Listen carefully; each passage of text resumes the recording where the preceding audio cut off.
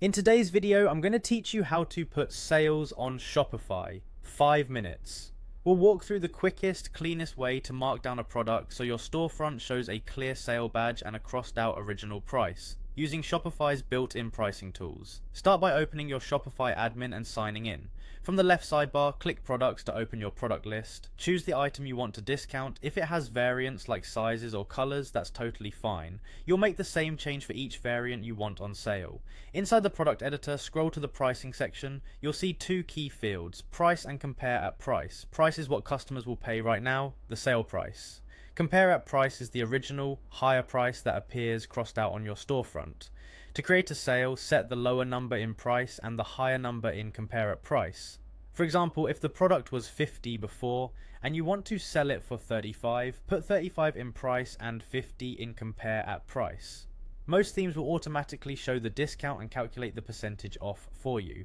A few helpful notes as you fill this in. The compare at price must be higher than the price. If it isn't, Shopify won't display it as a sale. Keep your currency and decimal format consistent with your store settings. If your store includes taxes in prices, be consistent here too.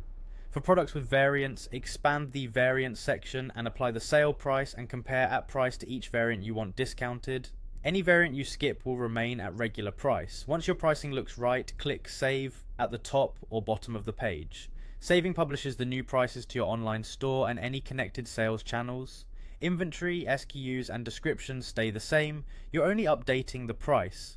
If you don't immediately see the sale badge on your live site, refresh your browser or clear cache, and remember that themes style sale labels differently. You can also use the preview button in the product page to confirm the change without leaving the admin. That's all it takes to put a product on sale.